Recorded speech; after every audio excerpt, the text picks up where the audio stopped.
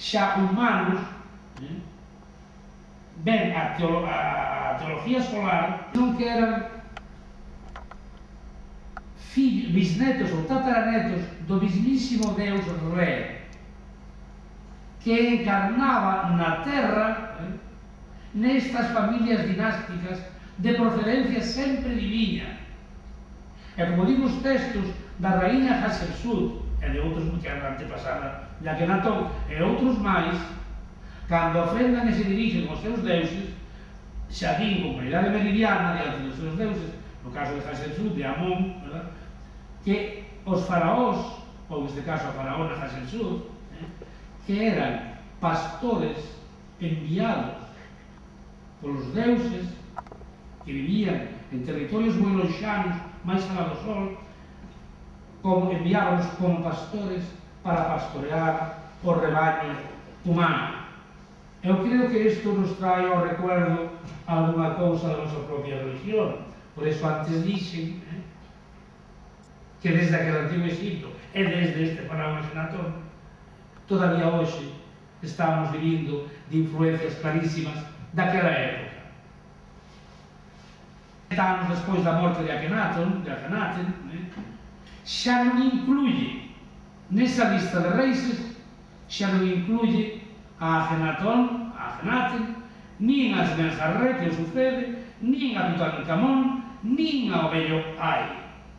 Esa familia, non solamente a Akenaten, sino tamén toda esa familia, que era a familia dele, quedou borrada para sempre. Non só que a eliminación, como decíamos, de todos os restos habidos, que eran moitos, sino que incluso eses faraós da segunda parte do Imperio Novo, dinastía 19, xa ni siquiera os incluyen nas listas de reis. É dicir, cando os egipcios estudiaban desde o primeiro nivel de enseñanza, verdad, hasta, digamos, as universidades templarias, eses faraós xa non se estudiaban. E tiñan unha cousa moi cómoda. Fixeron desde Amenofis III, Amenhotep III, que era o padre de Akhenaten, liaron todo iso desde Amenhotep III, padre de Akhenaten, hasta Amenhotep. E como eran pouquinhos anos os que reinaron Smenjarre, que xa morreu tamén según morre Akhenatón, o seu heredero, no acceso ao trono, tamén morre inmediatamente. Nos imaginamos que foi un asesinato, como o de Akhenaten. E o de Tutankamón non foron máis que 9 anos tamén, e o de hai 5 anos.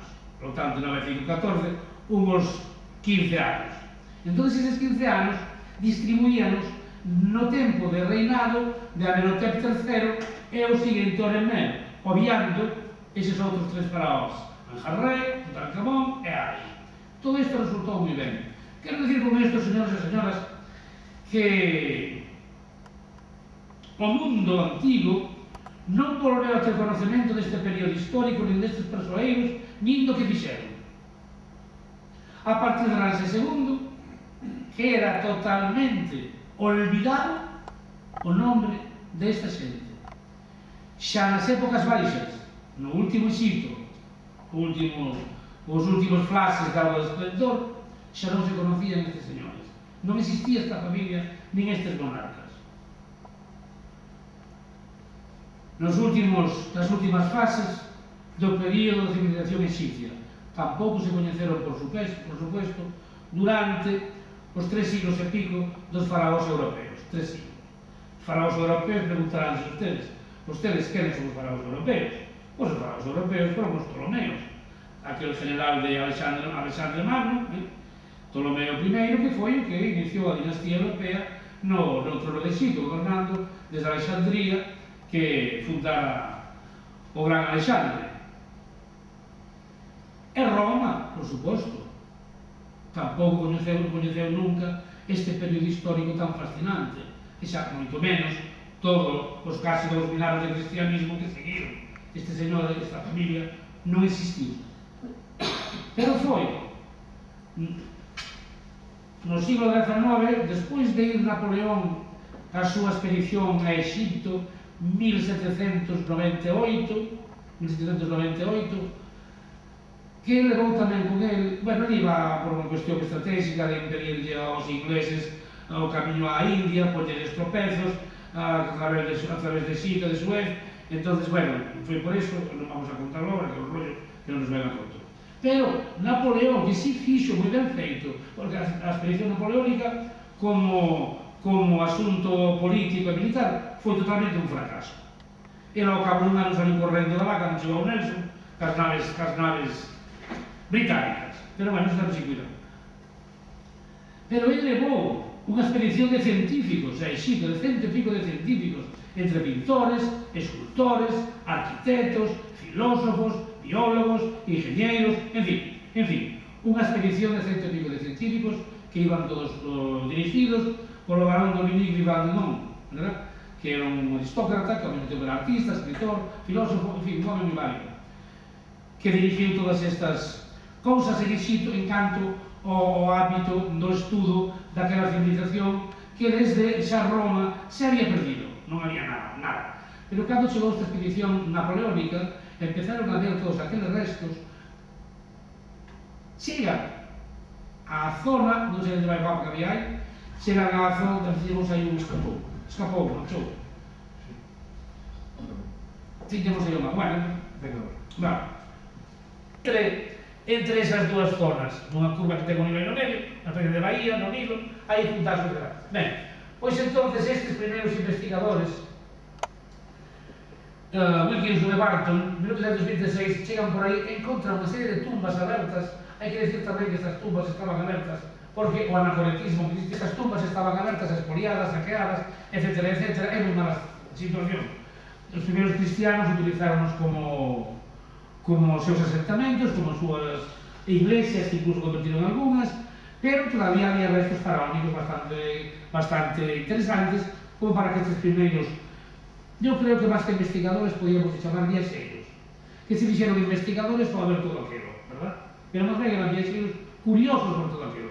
Entonces, o que sí é certo, o que sí foi interesante, é que este Vivant-Denon e outros artistas que iban con ele desta expedición dedicáronse a levantar, a dibuixar esceas do que estaba representada nesas tumbas.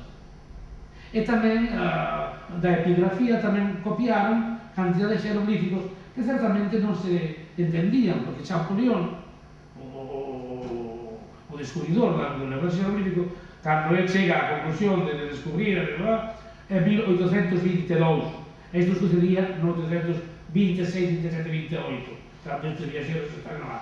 Entón, aínda, a traducción dos xeroglíficos aínda non era o suficientemente conocida para poder descifrar toda aquela epigrafía que estaba ali. Pero estes artistas tan pulcros, tan perfectos, copiaron exactamente estas inscripcións en pedra nas paredes interiores das salas das tumbas e as esferas, dunha perfección, como veremos, extraordinaria. Tuveran esa exigencia, ese rigor, sobre todo, na copia e na reproducción daquelas cousas. Porque hoxe vamos coa cámara de fotos, coa cámara de vídeo ou con teléfono móvil e podemos levantar acta de calquera cousa sin problema ningún. Pero foi necesario un exercicio moi grande. Ben, unha vez sentada a situación de como o nome deste faraón foi erradicado de todo, estando situado xa desde cando temos conocimento de él, desde mediados do siglo XIX, porque estes 21, 26, 27 que falamos agora de Gardner e Barton, non sabían ainda que eran, nin sabían que faraón era, se eran faraóns, se eran nomes, porque non sabían ler o que había ali, nin moito menos os nomes do faraón, verdad? Que ademais tamén se soupo nese mismo instante que había cantidad de inscripcións que foran picadas, que foran eliminadas, que foran destruídas de maneira deliberada, que foi o traballo que fixeron, como antes dixemos, o Orenberg, Ramsés I, sobre todo Seti I e Ramsés II. Se dedicaron sistemáticamente á destrucción de todos os restos da obra deste faraón. Entonces, estes primeiros viaxeiros que entraron nesas tumbas viron que moitas inscripcións habían sido eliminadas pero deliberadamente, non que o tempo, que tamén fixo a súa labor de destrucción, pero hai unha diferencia notable cando é labor do tempo ou labor dos homens, ¿sí? Entón se dieron conta moi pronto que había certas cousas, certas inscripcións introducidas en cartelas. Unha cartela ou un cartucho é como un anel redondo, ca base que é o sello, pero estirado, alongado, ¿sí? Ese é un cartucho onde vai sempre inscrito non o nome de Deus, o nome do rei, a máis da rei, totalmente. Entón viron que había unha serie de cartuchos, de cartelas, que si ben o cerquillo estaba conservado, o que era os xeroglíficos interiores estaban amartillados. Por lo tanto, o que si se soupo enseguida, se dieron conta enseguida, que aí houve unha persecución, pero unha persecución con un rigor extraordinario. De Akhenaten, primeiro Amenofis ou Amenofis, os nomes acabados en ies, Amenofis, son griegos, o que lle dieron griego, digamos un barbarismo, pero certamente o nome de Amenofis non é menos, Amenhotep é o nome, se o traduces directamente do xeroglífico é Amenhotep, non é Amenofis, pero bueno, dá o mismo. A veces me veredes a decir Amenofis ou Amenhotep para que, se alguén está enterado un pouco desto, se dea conta tamén. Ben, pois o padre de Amenhotep IV, máis tarde Akhenatón, cambiou de nome, Amenhotep III, chamado Magnífico, un faraón constructor, como todos os faraóns foron monarcas constructores. No protocolo regio, unha das primeiras cousas que tiña que facer o monarca era grandes construccións, templos inmensos, templos infinitos, menos ainda os palacios. Os palacios dos reis solían ser non de grandes dimensións, e además non solían ser de pedra, como si eran os templos dos deuses, porque se os deuses eran eternos, o material eterno para eles era a pedra. Entón tiñan que ter unhas moradas ao nivel do que eran os señores, os deuses, eternos.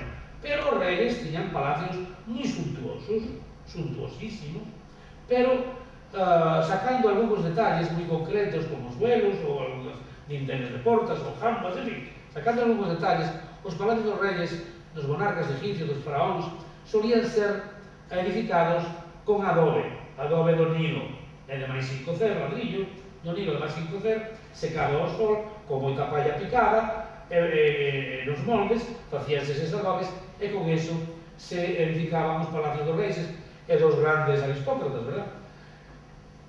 E despois, claro, moi pintados, estucados, enyesados, que daban un acabado realmente perfecto, maravilloso, no que eles foron maestros, indudablemente. Reis, monarcas, faraóns, según lle conviña.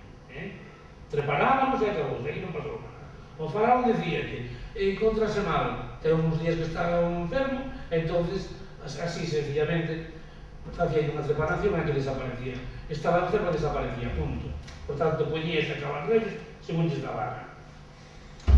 Entonces, Amenhotep III, isto sucedía no templo do Karnak. Se algún de vos foi a Egipto, recordará que o templo do Karnak está na orilla oriental, do río Nilo. E dentro do templo do Karnak, nos aledaños, porque o Karnak non é un solo templo de Amón, é o máis grande, pero é un complexo templario impresionante, onde hai diferentes templos a diferentes deuses.